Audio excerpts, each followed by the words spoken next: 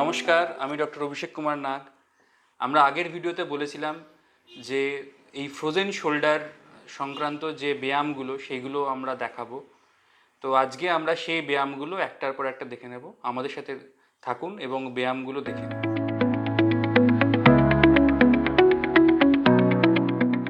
Pendulum stretch, এতে কি করতে হয় না, আপনার ভালো হাতটাকে কোনো একটা টেবিলের ওপর রাখবেন, একটু ঝুঁকে যাবেন, আপনার যে হাতে ফ্রোজেন শোল্ডার হয়েছে যে কাঁধটা সেটাকে ঝুঁকিয়ে দেবেন এরকমভাবে। তারপরে এই হাতটাকে প্রথমে ক্লকওয়াইজ এরকম 10 বার, আর তারপরে অ্যান্টি ক্লকওয়াইজ এরকম 10 বার করতে হবে। এই যে পরিধিটা, এটা যত আপনার আস্তে আস্তে এই জয়েন্টটা আরও সচল হয়ে যাবে, তত আপনি বর্গক্ষেত্রটা বাড়াতে পারেন। প্রথম প্রথম হয়তো এটা হতে পারে যে এই কাঁধের ওপর জোর দিয়ে এই এক্সারসাইজটা করা সম্ভব হচ্ছে না, তো আপনি এটাকে ঝুলিয়ে দিয়ে নিজের সারা শরীর, হাঁটু দিয়ে নিজের সারা শরীরকে যদি ক্লকওয়াইজ বা অ্যান্টি ক্লকওয়াইজ ঘোরান, তাহলেও যে ব্যায়ামটুকু এটা সচল হবে, তাতেও কাজ হবে।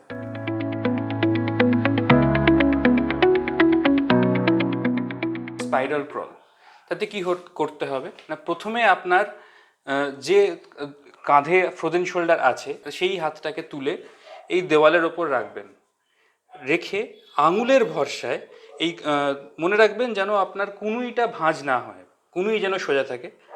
এই অবস্থায় আঙুলের জোরে আস্তে আস্তে আস্তে আস্তে ওপরে যাবেন। ঠিক যতটা যেতে পারছেন ততটা, জোর করে যাওয়ার প্রয়োজনীয়তা নেই। এই অবস্থায় আপনি এখানে 2 থেকে 3 সেকেন্ড ধরে রাখবেন, তারপরে আস্তে আস্তে আস্তে আস্তে এই কাঁধটাকে নামাবেন। এইটা সামনের দিকে, আবার সাইডের দিকেও এরকম রেখে তারপরে আস্তে আস্তে আস্তে আস্তে দেওয়াল বেয়ে বেয়ে উঠবেন আঙুলের ভরসায়। এটা খেয়াল রাখবেন, আপনার জোর কিন্তু আঙুল দেবে, এই কাঁধের পেশিতে নয়। তুলে তারপরে এরকম অবস্থায় 2 সেকেন্ড ধরে রেখে আস্তে আস্তে আস্তে নিচে নামতে হবে।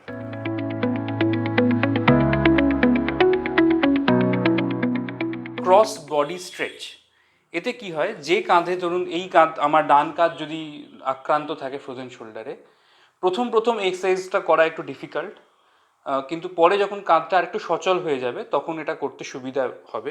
আপনার যেটা ভালো হাত, সেই হাত দিয়ে আক্রান্ত হাতের কুনুইটা ধরবেন, কুনুইটা ধরে আস্তে আস্তে যতটা সম্ভব এটা এই হাত হাত দিয়ে টেনে আপনার আক্রান্ত হাতটাকে উল্টো দিকের শরীরের দিকে নিয়ে চলে যাবেন। এইভাবে আপনি 2 থেকে 3 সেকেন্ড ধরে রেখে আস্তে আস্তে এটাকে আবার রিল্যাক্স করে রেস্ট নেবেন।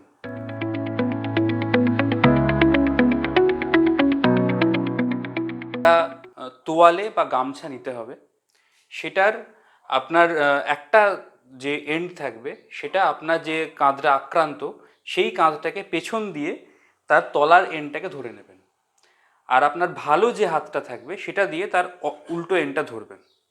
আপনার ভালো হাত দিয়ে তারপরে এরকমভাবে ওপর দিকে টানবেন, যাতে একসাথে আপনার যে আক্রান্ত কাঁধ সেটাও ভেতর দিকে চলে আসে। যতটা সম্ভব হবে ততটা করবেন। যেখানে আপনার ব্যথা শুরু হবে সেখানে আপনি আটকে 2 থেকে 3 সেকেন্ড রেখে তারপরে আবার রিল্যাক্স করে যাবেন। এই ব্যায়ামগুলো করতে মনে রাখতে হবে যে কখনোই যেন আপনার যে আক্রান্ত কাঁধ তার ওপরে অতিরিক্ত জোর দেওয়া বা জোর করে করার কোনো প্রয়োজনীয়তা নেই। যতটা আপনার সম্ভব ততটাই করবেন এবং নিজেকে সময় দিয়ে এই ব্যায়ামগুলো করবেন, যাতে আপনার হঠাৎ করে কোনো আঘাত লেগে যাওয়ার প্রবণতা না থাকে। দ্বিতীয় যে কথাটা মাথায় রাখতে হবে, যে আমি এক সপ্তাহে একদিন অতিরিক্ত ব্যায়াম করলাম, বাকি সপ্তাহে আমি কিছুই করলাম না, তাহলে কিন্তু হবে না।